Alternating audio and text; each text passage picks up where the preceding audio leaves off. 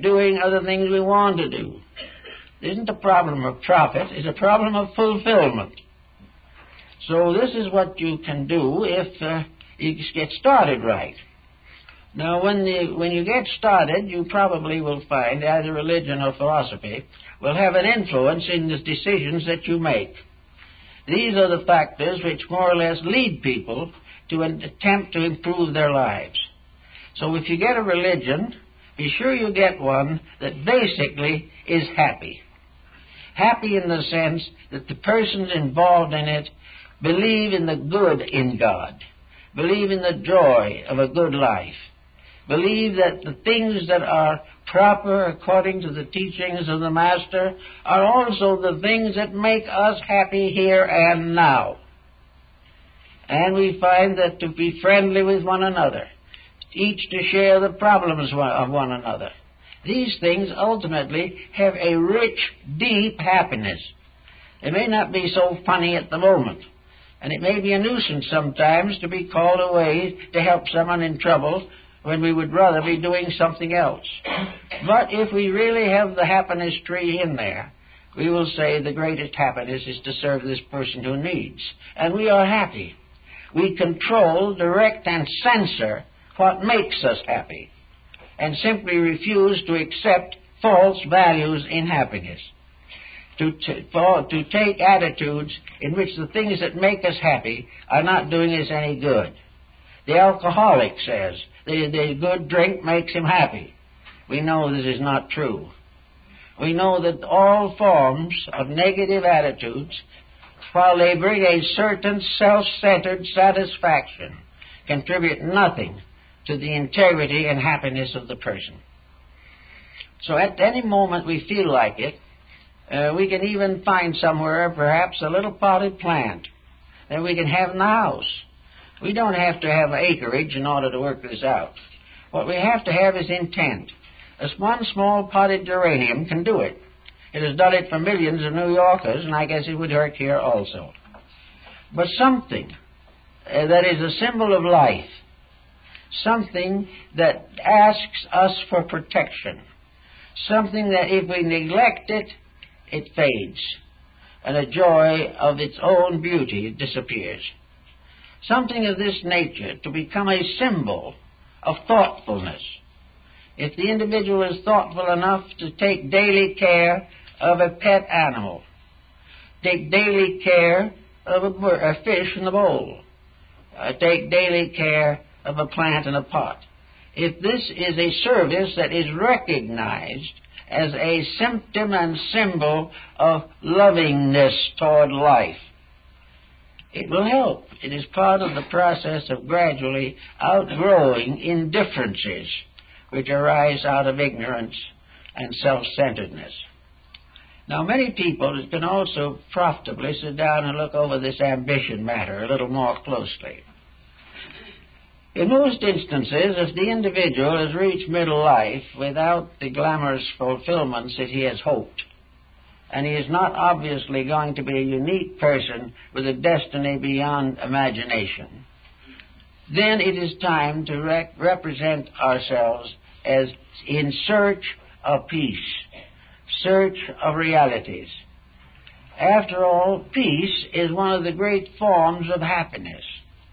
But an individual who is not properly trained inside can't stand peace. Therefore, he can't attain happiness. He must be constantly irritated or agitated. Otherwise, he's lost, because he has nothing inside himself. He cannot go out and sit under the tree which is shading with its own virtues, which are his own good works.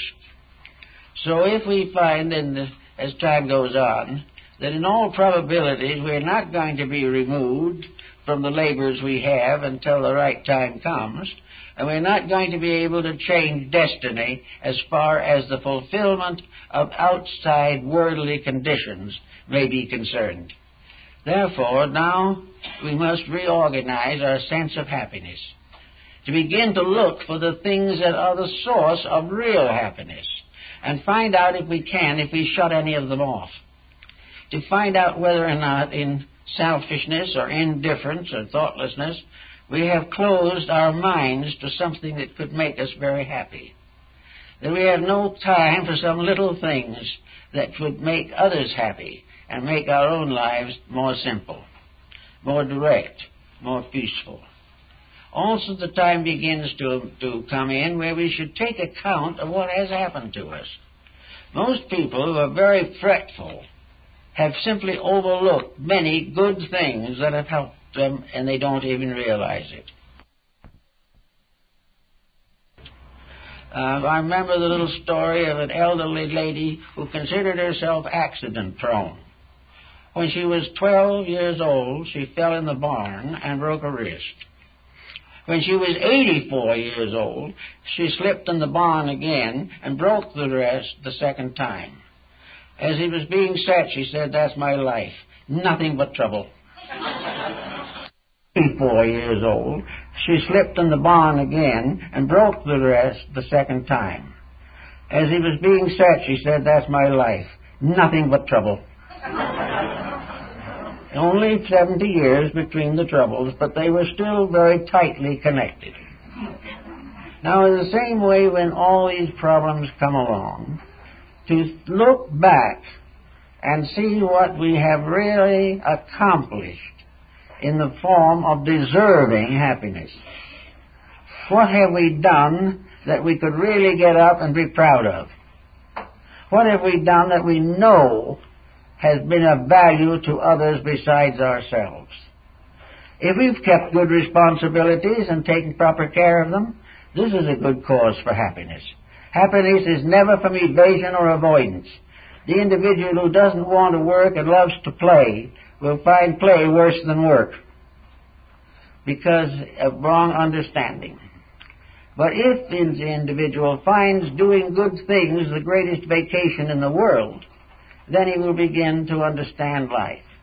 He will finally come to the conclusion that the world is filled with happiness that no one recognizes, or we have armed ourselves against. We are so afraid that this happiness will be considered sufficient to justify our having a better disposition than we do have. And the reason why we're impossible people is the way the life has treated us. This type of thinking can block everything that is worthwhile. So we find in the Chinese philosophy also that there is somewhere the world beyond, the world of the saints and the sages, this wonderful world of horizon. It's the same spelling as our word horizon, but it's a Chinese title for the world beyond. And the world beyond is a very beautiful place. It is a place where great mountains rise up and beautiful waterfalls break over the rocks below, where there are great meadows and forests of stately trees, and little shrines and tea houses hidden among the rocks. There are little shelters where the scholars and sages live in constant enjoyment, and there are the beautiful jewel trees under which the wise seek peace and happiness. Everything is beautiful, everything is joyful, everything is wonderful in the land which is called Horizon, or the land of the blessed. Now, of course, no one has really been able to discover just the physical location of that particular spot. It is a little like Bacon's New Atlantis. It doesn't seem to fit on the map. And if it ever was, it sank beneath some ocean as a result of man's failure to live or do the things that were necessary. So anyway, in this beautiful land, we have the inner life of the person. Horizon is in every one of us. Horizon is the beautiful world that came to us in the beginning with the divine nature with which we were endowed. Horizon is the inner life changed from a weed patch into a radiant garden. It is the inner world of man's personal life, which no outside situation can injure or destroy. The individual may die for his convictions, but his happiness cannot be lost once he has achieved it within himself. So in this beautiful world of things in our own lives, we come out gradually with certain attitudes which change the psychic chemistry of the individual. Today, psychic chemistries are loaded with hatreds, loaded with conflicts and fears and desperate attitudes towards life and living. The result is that we are, by our own negative thinking, bringing upon us the very things we fear the most. Because if we think negative long enough, the negative things will contagiously distribute themselves throughout society.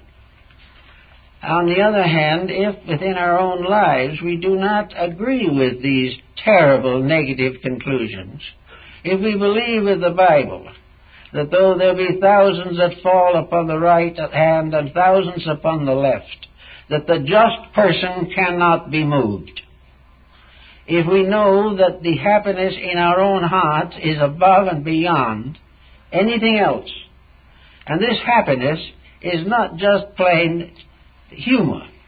This is another point. We've got to understand the word happiness, the way it was understood by the Chinese.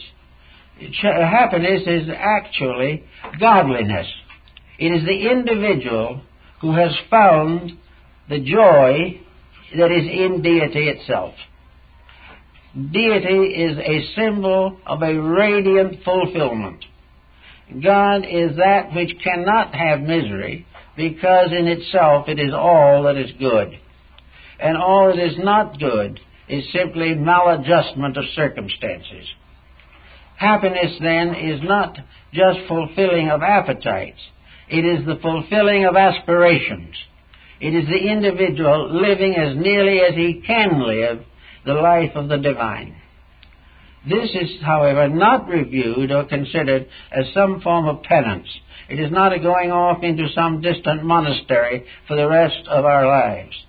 The happiness of God is the joy of living itself, the joy of the song of the bird, the joy of the morning and the evening, the sound of the rustle of the woods and wood in the trees. All these things are the happiness of nature. In a strange way, nature is forever smiling and man is forever groaning, simply because he cannot have everything he wants. And yet, actually, if he didn't make his mistake, he would realize that he already has everything that he wants. But he does not know how to use it, he does not know how to claim it, and he does not know what to do with it, so he hurts himself with it every time it comes his way. So the happiness problem is really one of the joy of life itself, a deep fulfillment based upon a perfect faith, the faith of a happy child who has not yet become subject to worries. Man has been subject to worries. He can't be a child again.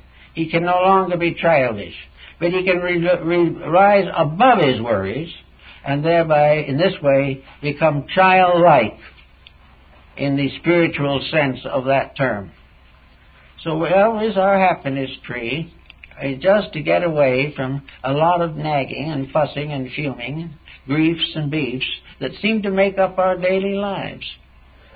Actually, in this land where we live now, most people live better than they ever have before. And in spite of the mistakes that we make, and we make plenty of them, most everyone in the world would like to be here because of the many privileges we have. Now, when they get here, they are happy. But the moment they get here and are happy, they spoil it for themselves. Time after time, these people begin to be unhappy because the achievements that they've made are not enough. They are here, they will be able to live here, but then comes the problem, how long will it take to be a millionaire? Right back to the same old problem again. That the fulfillment of ambition is regarded as happiness, when really it is the fulfillment of aspiration. It is not what we have, but what we become that is the clue to happiness that is real. And this is the type of happiness we're still fighting for and not too successful in finding. Now, your happiness tree in the Zen function also is a matter more or less of visualization. So in a way, we can have a kind of mandala. that represents our happiness tree. Now, we can have some special thing or some special picture or something of that nature, or else simply have it in the mind. But the mind that we're looking for is a beautiful internal life, a garden, in which all values are beautiful. So we can look out at the valleys and the fields around us and see in them the outer symbol of our own happiness tree. We can see all the flowers in the fields and that realize, whether we know it or not, that there is a flower there of a certain sense, a certain color, a certain shape that is equal to and associated with one of the stars in the sky. There are as many stars in the ground as there are in the sky. Each of these flowers is fulfilling its own destiny. It is useless to say that the yellow ones are prettier than the red ones. They're not. And there are still many that do not have any blossom at all, that are the most perfectly shaped and formed and the most useful of all. So we can't say that they all have to be alike, or of the same size, or of the same sense. Each of these things that grows is a life in itself. And whether we know it or not, each of these things is a medicine for the healing of the nations. Out of the valley and out of the field will come ultimately most of the medications necessary for the solution of all human health problems. These beautiful things are the beautiful necessities of life. They are the source of practically all of the securities that are valuable to us. It never becomes necessary to say, I don't like the blue ones, or to say that I think the tall ones are prettier than the short ones. These are differences which are perfectly proper, because each of these plants is itself a happiness tree. It is doing that which is the fulfillment of itself. Man, apparently, is the one creature that can go against his own fulfillment. The beautiful flowers and trees are beautiful because they simply fulfill their purpose. They are beautiful because they are happy, probably without knowing what happiness is. But happiness, in a strange way, is fulfillment. It is being the thing you're supposed to be. It's doing the thing you're supposed to do, and to serve the cause that you're supposed to serve. Luther Burbank made a number of ideas very firmly. He spoke about the training of the human plant, how the children should be taught to recognize the wisdom of nature's laws about growth, about things being forever fulfilling, and that fulfillment in all cases results in the leaf and the twig and the bud and the blossom finally bearing the fruit. For each thing in its own way must carry the seed of its own eternity. So each one of these plants is fulfilling something. And it fulfills because it can't say, I don't like it. Or it can't say, I want to be more like one of the other plants. There is no comparisons in these things in nature. All things are doing what is best for them. And this, if we can get it into our own consciousness, that each one of us has a potential plan, a natural inbuilt reality, which says exactly what will make us happy and help us to fulfill the purpose for which we were intended. Many people probably already sense that such a plan exists, but do not have quite the courage to live by it. They are aware that they are here for some reason, for there is nothing more miserable than a person without a reason for existence. And there is no proof that nature will tolerate anything that has no reason for existence. We are here because there is a reason. And for the individual, the reason is the improvement of self. And the improvement of self must be accompanied by a definite improvement of disposition. The individual cannot grow naturally until he can grow happily. And little by little, many of the problems that we face today could be cured by a different mental approach to life. We know definitely on the levels of psychology of various kinds that disposition is closely related to infirmity. The individual who has a happiness tree and has it in good condition might almost end up a sequoia. He might go on indefinitely. And there are many discussions now that it wouldn't be too much more trouble to get the world into condition where the average length of life would exceed a century. We at least would have a little longer time, perhaps, to be miserable. But nature probably won't let us have that extra time if we can't use it for anything better than misery. We have no reason to be alive if these days that we have are not blessed additions to our purposes for existence. So it would be very easy to imagine that the happiness factor would, as most of the Oriental physicians, the Chinese, the Japanese, the Korean, even the Hindu doctors, all make a great emphasis upon mood, upon the attitude of the person. And even in modern medicine, we know that a person with a bad attitude is a bad risk if there's anything seriously wrong with them. The happiness tree would leave the individual mentally, emotionally normal, even if the body had an affliction of some kind. And with the inner life healthy, there is a much greater probability that the outer life will respond to treatment. If the inner life goes bad, then there is very little to support anything that can be done by the physician from the outside. Healing, like all other virtues of life, must begin in the self. It must be something in which we use the faculties that we know as wisely as we can. Now, no one knows everything. No one is perfect in everything. Therefore, the problem of simply taking an attitude and saying this will cure everything simply isn't true. But there has to be some kind of a broad pattern of purpose. And I think the old Asiatic people, with the idea of the tree, did very well. We use the tree a great deal. In the first edition of the King James Bible, 1611, we find the tree or genealogy of Adam. It takes up an entire page. We find all of the descendants of Adam arising out of a tree that is planted in Noah's Ark. And it is a symbol of the genealogical tree of mankind. Every science has its trees. Trees of mathematics, trees of alphabets, trees of astronomy. It has all kinds of diagrams which take tree form. The tree of heraldry for families, the tree of the elements in science. All these things can be classified and organized in the forms of trees. The reason being that each diffused function arises from a single root. And most of the things we see above ground are branches, but the root is concealed. And this is true also of the great mystery of life itself. We see all kinds of living things doing all kinds of living things, but the root, that is the cause, remains unknown. So out of the unknown comes forth a variety of known things.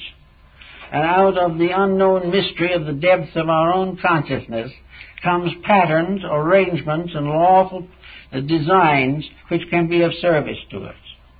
The mind is intended to put plans in order. It is presumed that it is going to act as a disciplinarian. Now, we train the mind not to do this. We train the mind simply to be a computer for our own convenience. We train the mind never to interfere with our personal feelings, attitudes, or ambitions.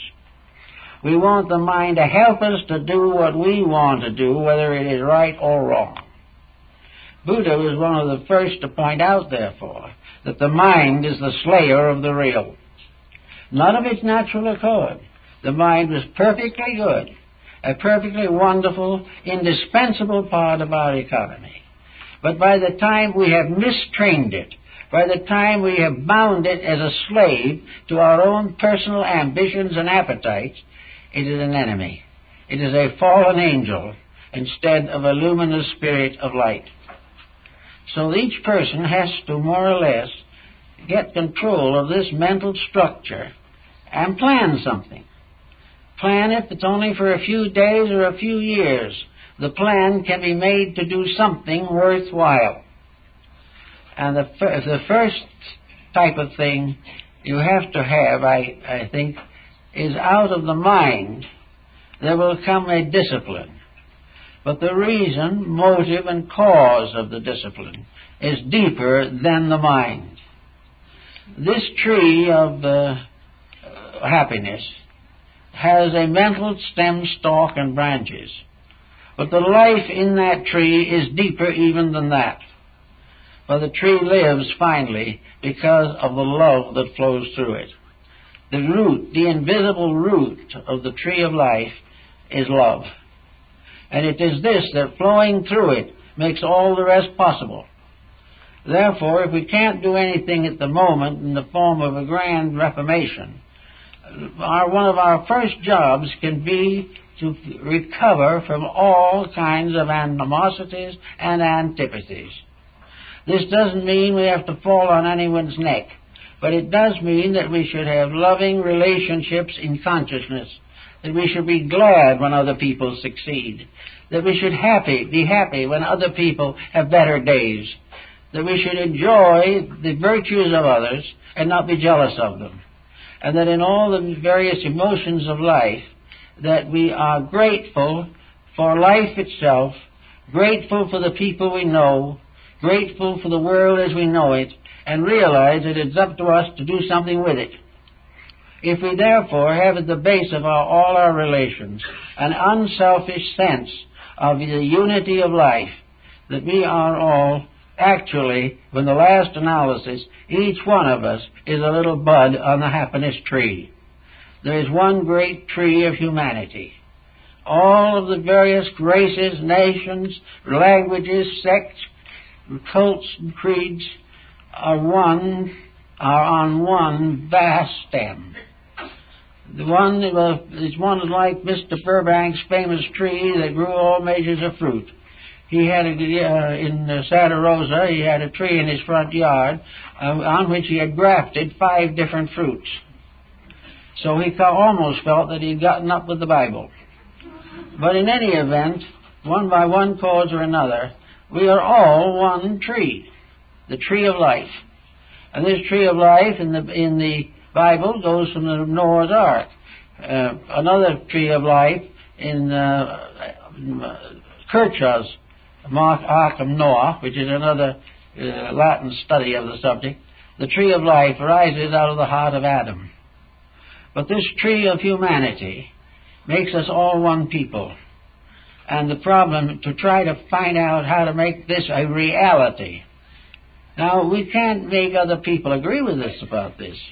We can't make them all say we think you're wonderful. Many of them will probably say you just haven't sense enough to hate people. This isn't the problem.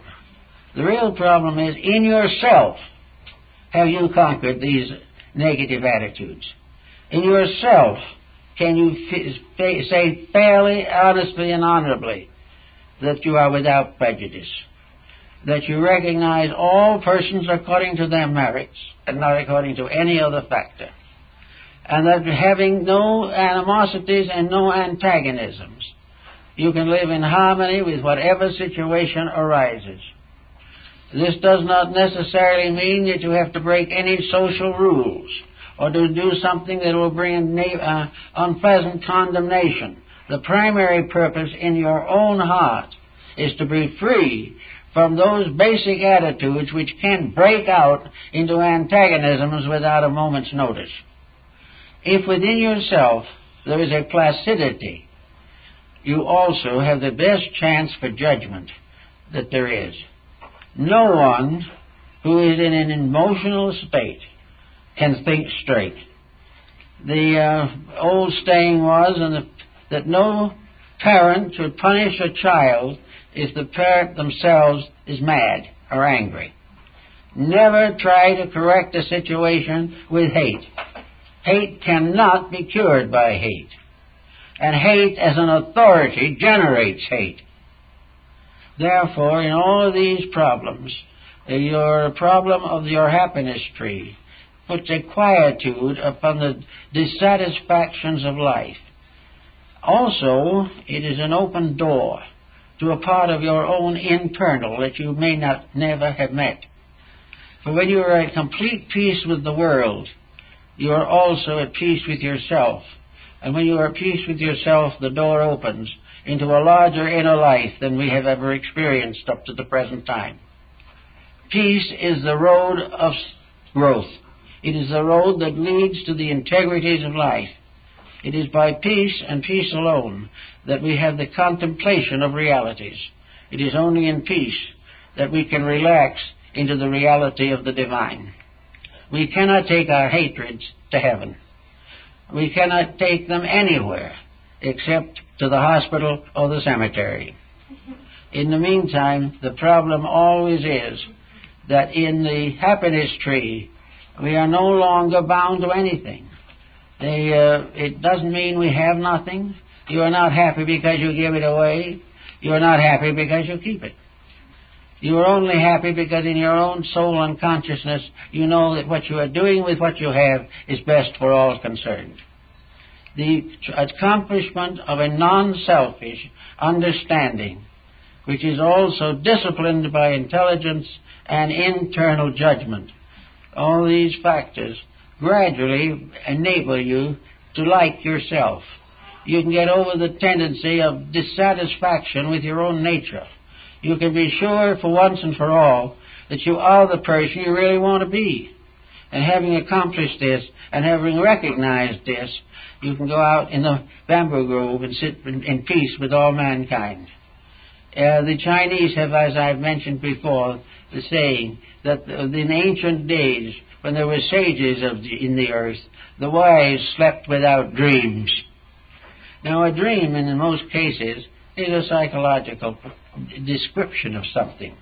Dreams are things that come to those who cannot completely relax, who are not free from internal pressure.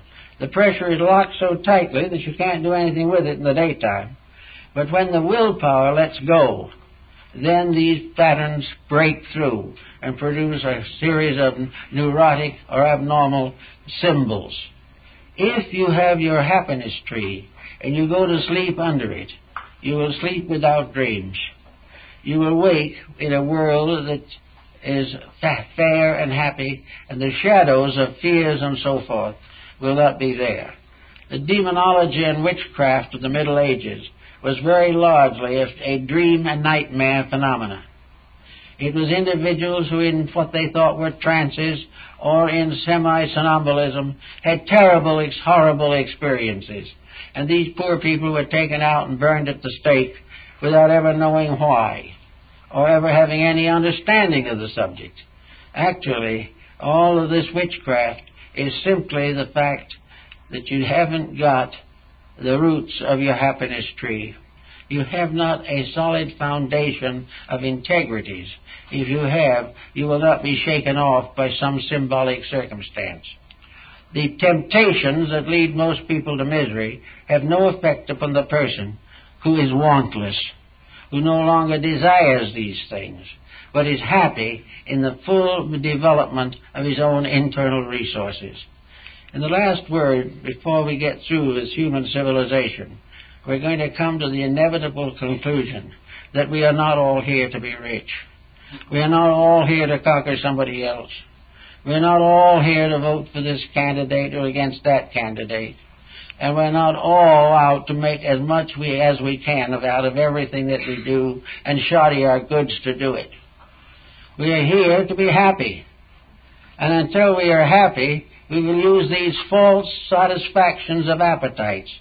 But when we are trying to be happy the wrong way, the world just gets into further difficulties. And if we try to get happy the wrong way, we will ultimately tear down civilization entirely. Happiness is not any of these gratifications. Happiness is a fulfillment.